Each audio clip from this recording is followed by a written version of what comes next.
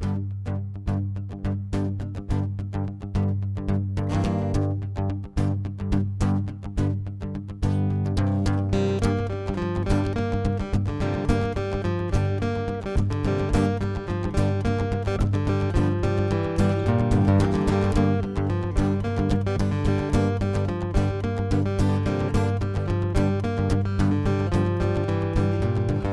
saw them hanging on the barroom walls of Beale Street.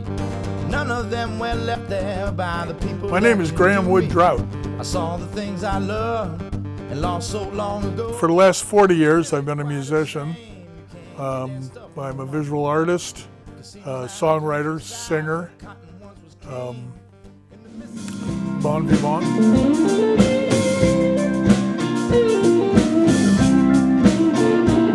Well, it's called across Texas. There's dirt brown Eldorado. Just outside El Paso, getting low on gasoline.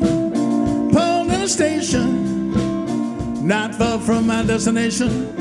I check the oil, check the tires, and I wipe my windshield clean. Little while later, yeah, I was way across the border.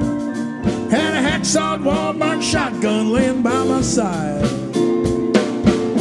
Well, when he asked me what I could remember, I said I cried just like a freight train the day Chuck Berry died. Oh, what a day! Oh, what a day!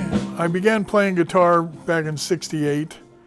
I was living in Rio de Janeiro, and everybody played guitar down there, all the kids I knew.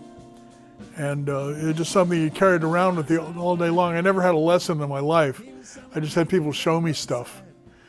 And the first I learned 2 chords and I started writing my first song.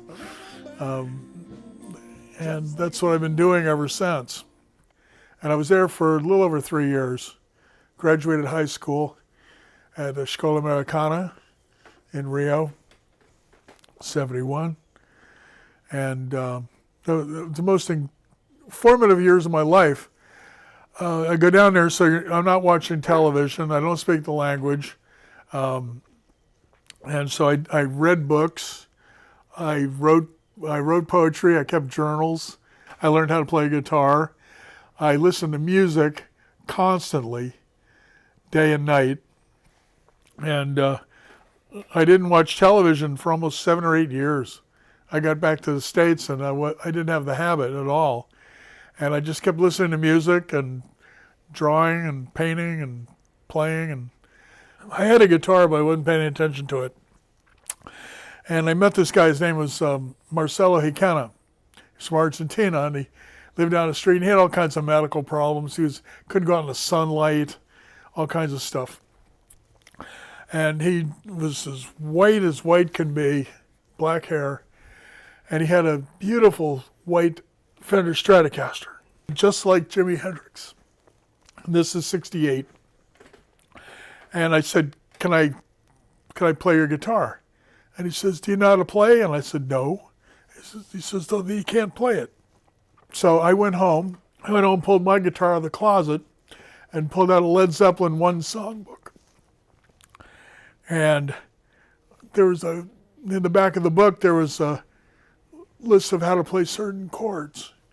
And I went through there and I learned communication breakdown. And it was pretty awful. But the next day I went back to Marcelo and I said, can I play your guitar? He says, you know how to play? And I said, yes. And I played na na na na na na na na, ding ding ding. And it's good. You're started. And that's how I started playing the guitar. Well, I said, Rebecca, woman, get your big leg off of me.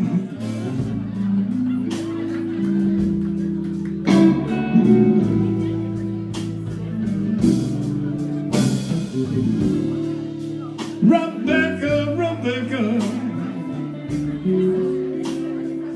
woman, get your big leg off of me.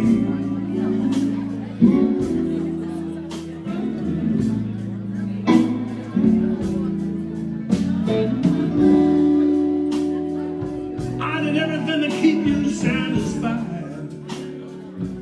you bring me all your misery.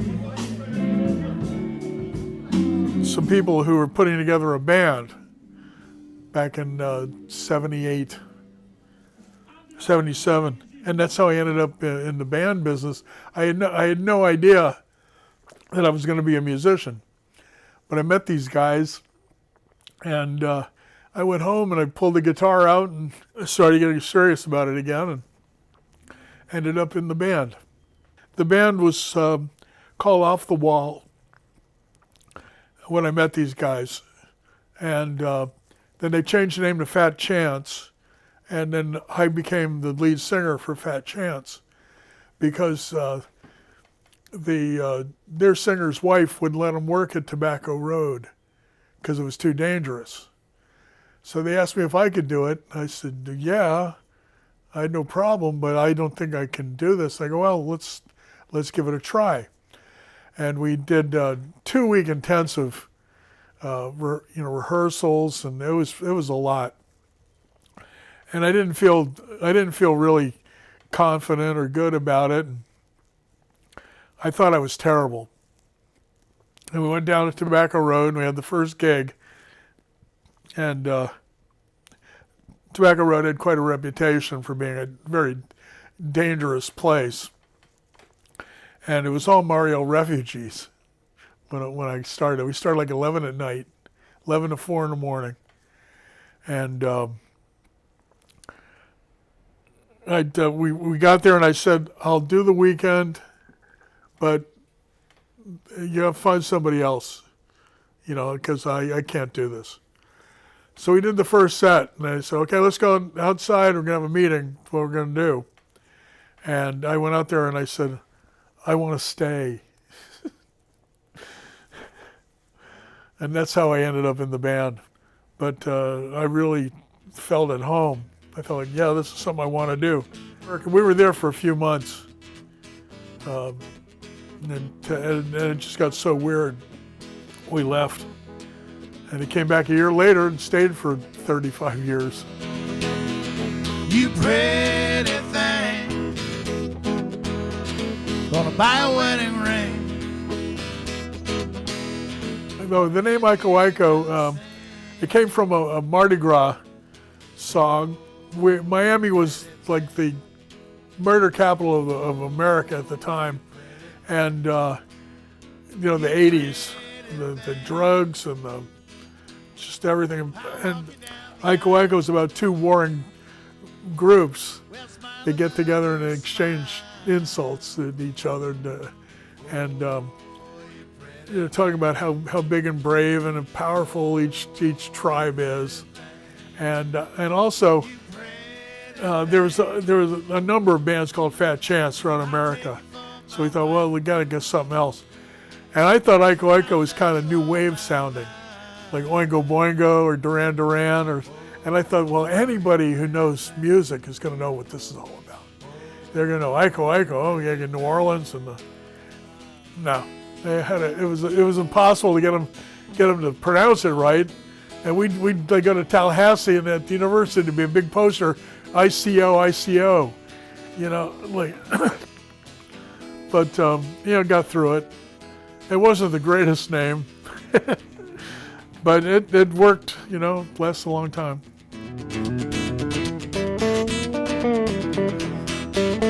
I've written quite a few songs. I got 3 albums of original material, and another notebooks with another couple albums worth. I like writing songs about doing things and seeing things. I'm very visual in my writing. To me, the band that he had, the Iko Iko, was still one of the best bands. I mean, I'm talking international bands, whatever. When Ronnie Zubla, Mike Manel, was in it, and Graham with his songwriting. To me, that was the best. I mean, that was a great band. They played everything, but Graham's songwriting is just, to me, like, top of the line.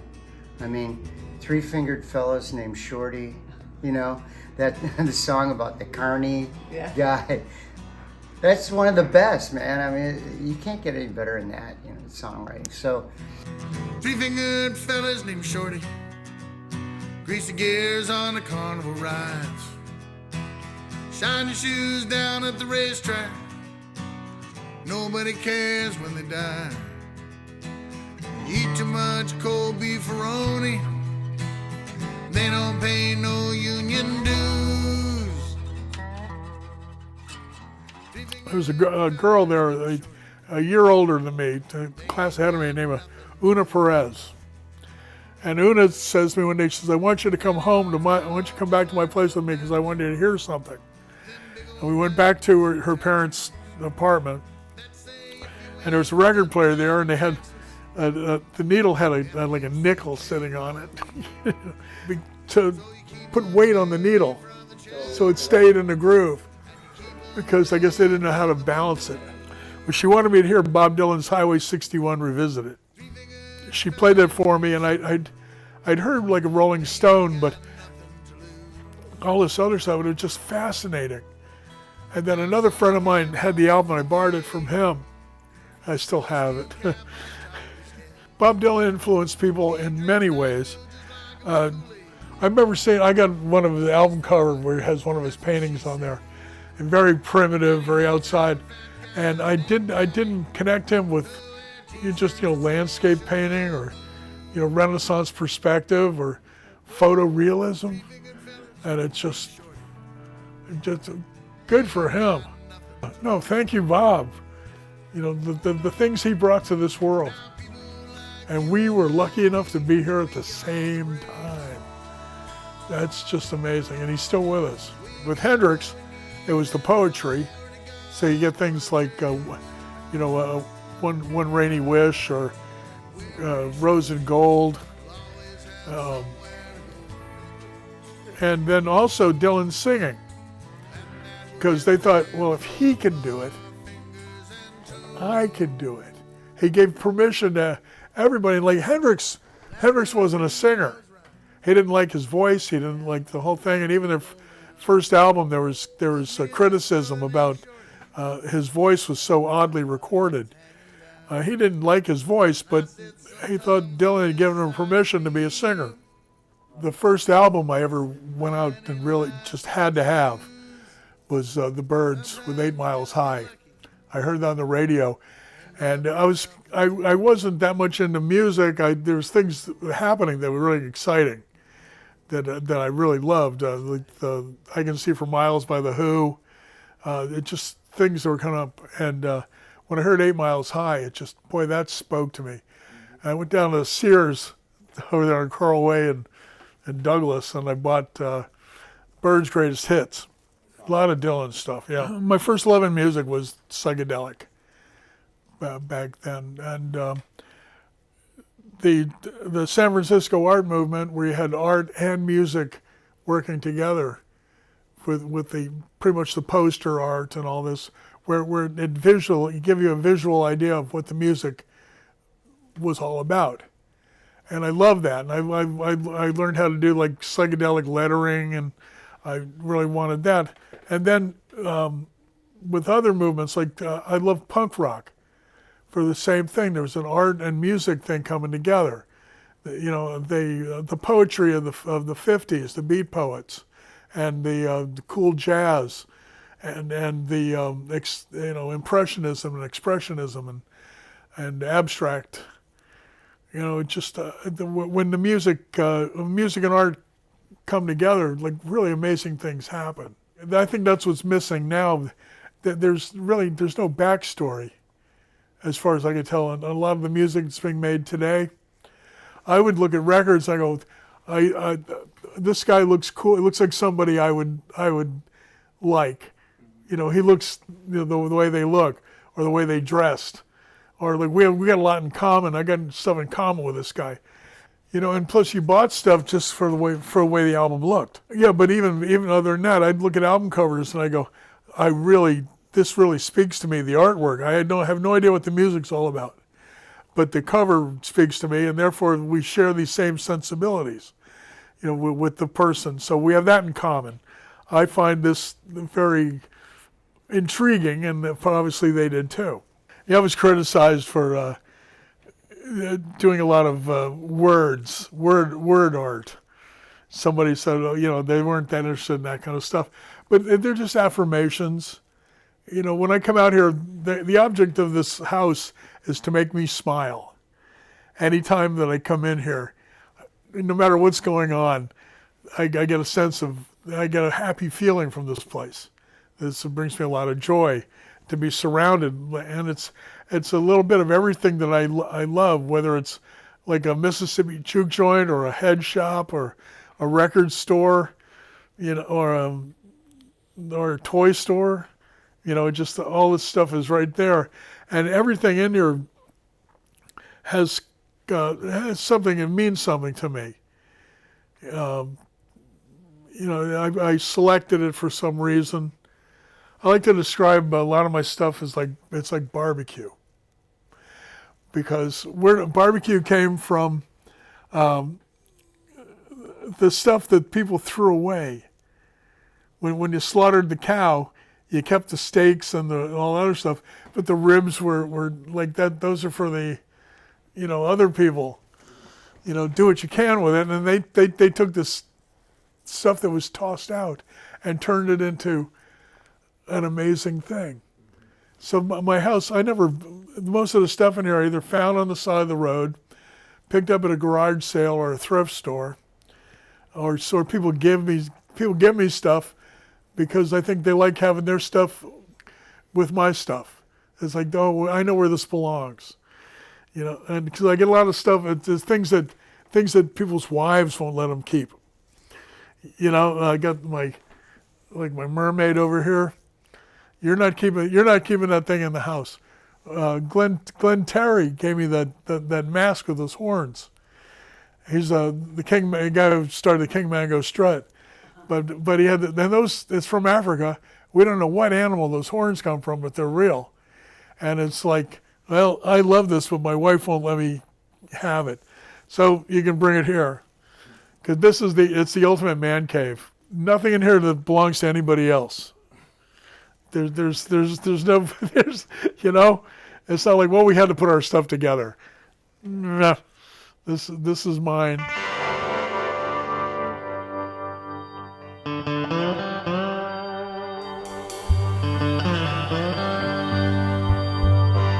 My friend Albert Castilla, who's recorded quite a few of my songs, is doing an album with Mike Zito.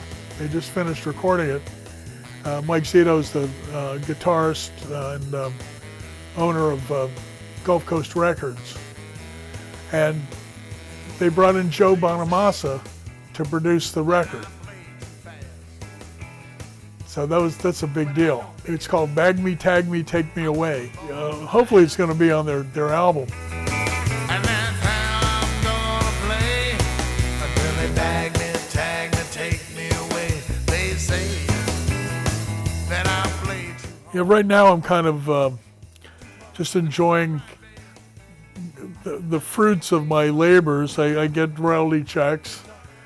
I'm on Alexa and on Amazon Music, and there's a movie that I've been working on forever, an animated film, The Magnificent Raiders of Dimension War 1. And I was like, they said, we want to use a bunch of your songs in the movie. This was like 15, 20 years ago. I said, great, go crazy. It's happening. It's out there. They're looking for distribution. It's winning awards, and like in the Calcutta Film Festival, and honorable mention at Cannes or something. But there it is, and I've got like 5 or 6 songs in this movie. It's called The Magnificent Raiders of Dimension War 1. The cool thing is the person who wrote the book, it's a graphic novel. It's written by a friend of mine, Donnie D'Anthony, who was living here in the early, in the 80s and early 90s. And there's even a bar in the movie that's reminiscent of like Tobacco Road in space. Who knows? That'd be wonderful. I got a song in Cape Fear. Don't Mess with the Voodoo. And I'm actually in the movie, but from behind. Maybe there's a band in there playing, and that's Iko Iko. And we also did a remake of Purple People Eater with Jimmy Buffett for the movie Contact. So that's us playing behind Buffett.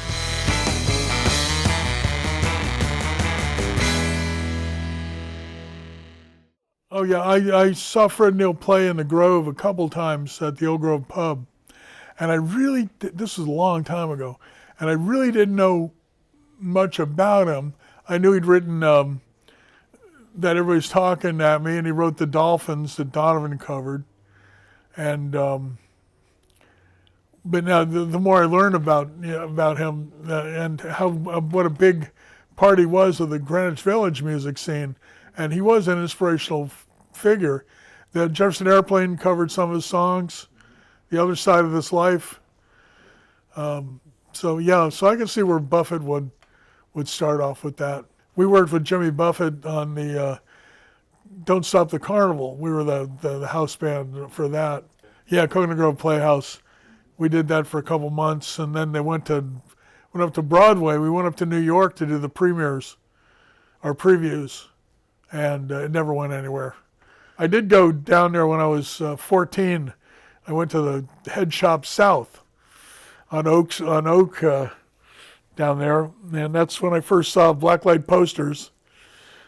They had a blacklight room, but the owner of that club was Michael Lang, who owned the Head Shop, who put together the Miami Music Festival, and a year later put together Woodstock. So Woodstock pretty much came out of Coconut Grove. You know, Miami hides everything under they put a blanket over everything. In Miami, you had Criteria, where every other record was made. Just Aretha Franklin, Dr. John, James Brown, the Skinner, and the Almonds, and they were all hanging around here. Well, back in the 60s, Miami was quite the music town. In Coconut Grove, you had Joni Mitchell, who had a regular gig at the Gaslight and in the Grove. You had the Flick, which is now the Titanic, but David Crosby, John Sebastian, John Hammond, all the folk guys were playing at the Flick. And in Overtown, you had all these great clubs like Harlem Square and the nightclub, KNIGHT, where all the musicians, the black acts that were hired to play on Miami Beach, they'd do their gig out on the beach where they couldn't stay there in the hotels. And they came back to Overtown and they'd pick up gigs starting at midnight and in the clubs. And so we saw a lot of music. And when I met some of the older guys, years later, who were there, then telling me all about, what they saw and what had happened, like Dr. Feelgood, Willie Bell, would make comments. He goes, "I saw so and so do that," and back in the day. And then you had the Bee Gees living here. Clapton was recording here. You had all kinds of music going on. And I think one thing that wrecked it was Jim Morrison. I think that gig just frightened the hell out of everybody. But we had that little period there where things kind of got shut down for a while. Just to watch him live. Then spent his whole life trying to track me down. Had to keep on moving. Well, that's what I did. City to city, state to state. I think my legacy is going to be more of people who were inspired by what the band did. We were the only blues band in South Florida. That was it. And because we were the only one, we got to do everything. My first concert where I opened, the first show I ever opened for was Muddy Waters. And we have a list that goes on forever of all the acts that we opened for, from Greg Allman to Johnny Winter, Edgar Winter, George Thorogood. Did Thorogood a bunch of times, and but we were the only one. And then slowly other ones started popping up. Fleet Starbuck, started his band, and Lynn Noble started hers, and then up in Palm Beach, people who come out to see us, they started a band called Useless Truck, and it's still pretty much the same band 40 years later, the Fleetwoods. And then people like Rochelle Coba and Albert Castillo, who'd come out and see the band when they were 18, 19 years old. I was studying classical, but I loved the blues, and Graham had a Monday night blues jam that was infamous at Tobacco Road, and I used to go and embarrass myself and try to redeem myself the next week. And Graham,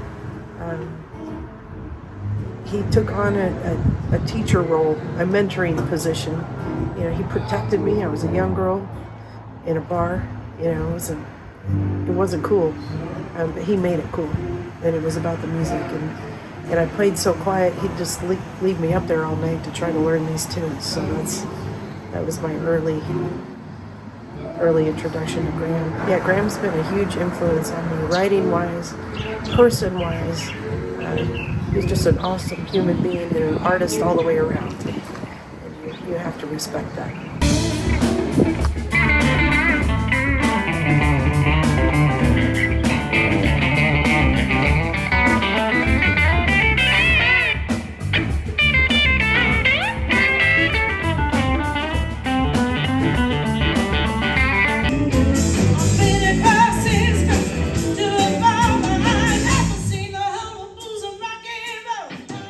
You know, and then to look at where they are today. And I'm very proud of these guys. You know, that I had a little thing where I inspired. And I love being inspired by people. And that's my favorite thing when I go somewhere, just to, you know, want to bring it home with me. And if I can't bring it home, I bring the idea home and I make my own. Take me back to Clarksville, if you're heading back for Jackson. Meet me in the bottom, down by the Southern Cross the Dog,